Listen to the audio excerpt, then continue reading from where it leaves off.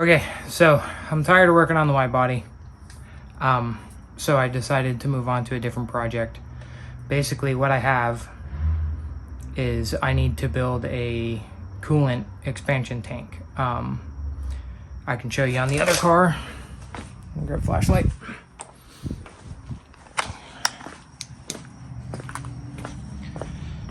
This thing right here.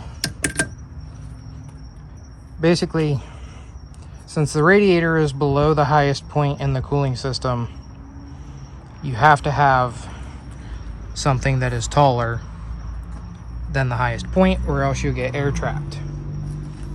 So I could just move this over to the NB because I'm redoing like the catch can and fuel pressure regulator locations and all that, but I don't really like the look of this,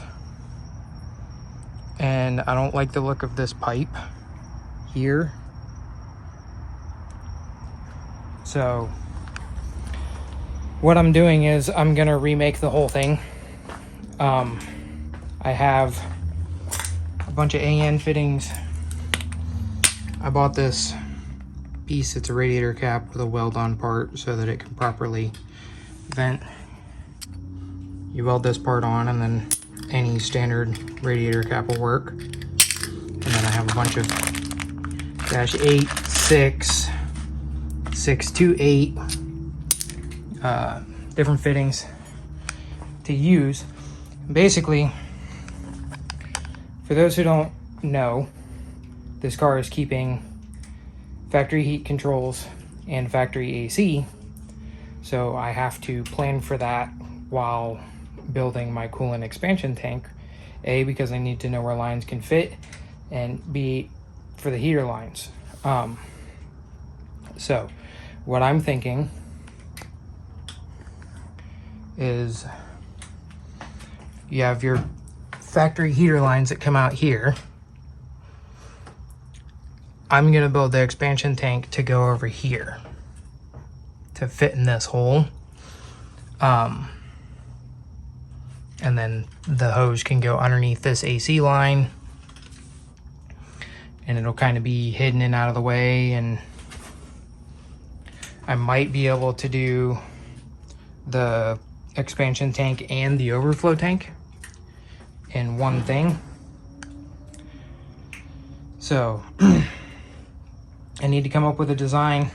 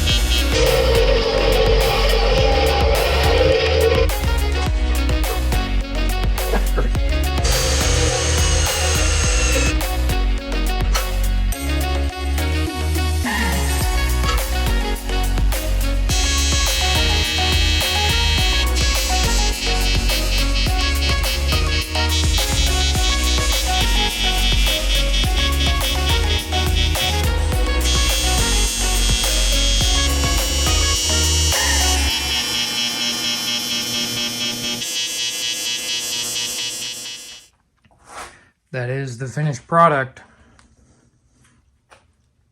So a lot of my welds are terrible, but some of them I did pretty decent there.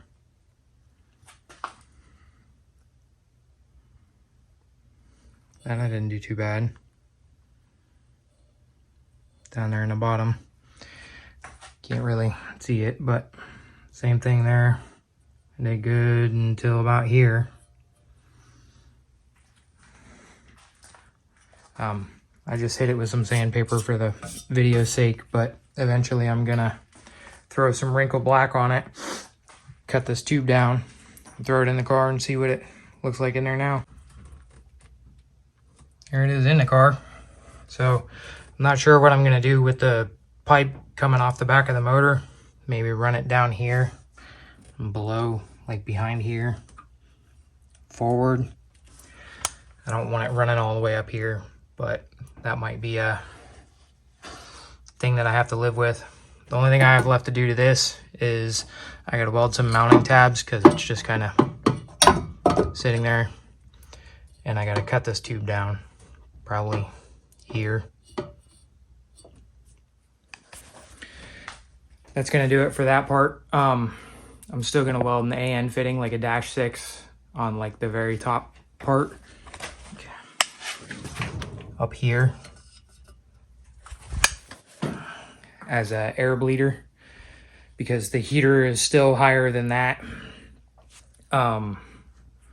Plus it never hurts. So I had to take a clip of this real quick. That fitting was not what it is when it started. Right now it's just pressed in there, but basically what I did was I had one of these and I stuck a bolt through it, put a nut on it, and then I put it in the drill press, turn it on, and I held the grinder smooth so that it rounded out the hex on it. And then I took this chisel and I stuck it in the vise and slowly machined it to the perfect size to fit inside this hole. Like that is,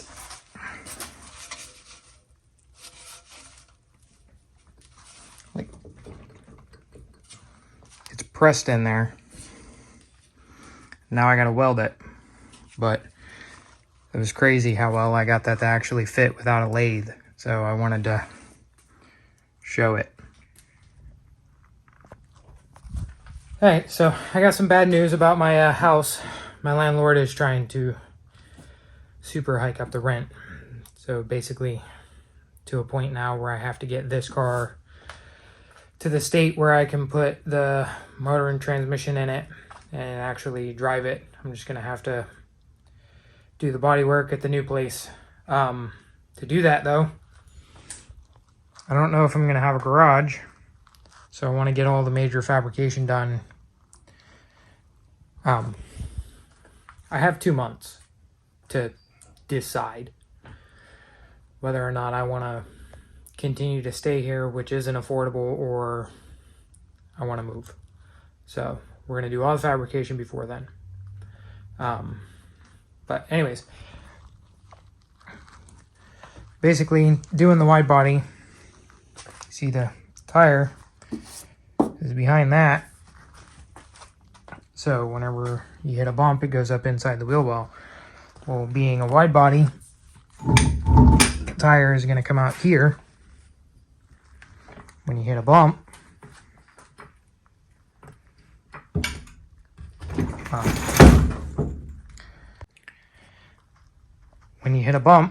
it's going to plow into the quarter panel of the car. Obviously, it's not going to stick out that far, but for demonstration, we got to open this up. So that's what we're going to do. I'm not exactly in a good mood, so I'm just gonna throw it on time lapse and get to work, listen to my music.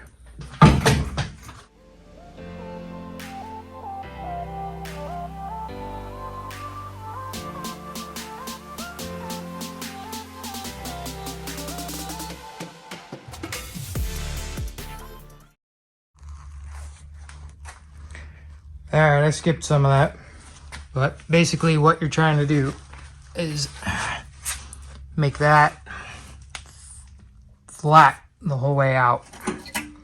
I decided to go up a little bit on the outside just so that I know the wheel's not gonna rub. There's two ways of doing this. Welding it wise, you can fold these over flat up against the body and weld them, or you can push them up against, tack them, and then cut them off and then weld the seam. That's the one I'm gonna do.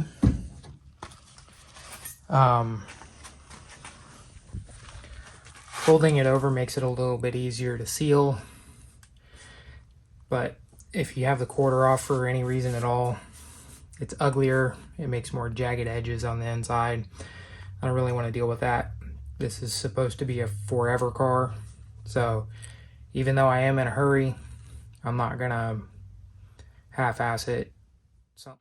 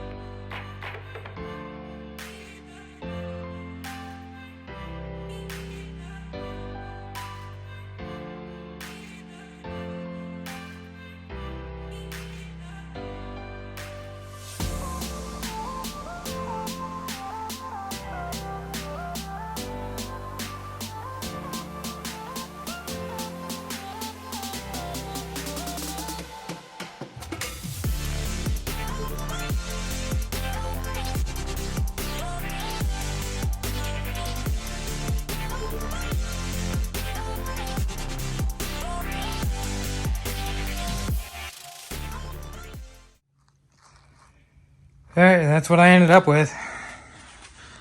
As you can see, this is gonna hit long before it does anywhere else. Doesn't have to be amazingly pretty because it's gonna be under the car or under the fenders, but these little holes here, I was gonna weld patch panels, but I got lazy, so I'm just gonna use some panel bond and fill them in from the inside. The one where the tire would hit, I did weld fully. That way it can't rub it off.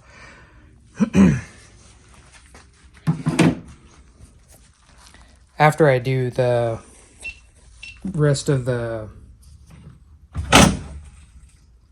work to it and grind everything and get it perfect, I'm gonna end up undercoating it. Well, I'm gonna bed liner it and then I'm gonna undercoat it after I do a primer sealer, so it shouldn't rust and it shouldn't, you know, wear away. The biggest concern is keeping water out. So I'm not gonna film the other side. It's kind of redundant at this point. So I guess I'll be back whenever that side's done. This side's done now. I did sealer primer. So I gotta cut the bumper, but it's all sealed up. I got ahead of myself and put the quarter on. I will show it at some other point off, I guess. But this side's done. I did this side a little bit different than the other side. This side, instead of doing the slits, I just cut the arch and then I hammered it till the arch touched. Came out a lot better. So if I ever do it again, I know to do it that way instead of the little slit thing and then fold it up. But it's been like a month since I've uploaded, so I'm going to end the video there.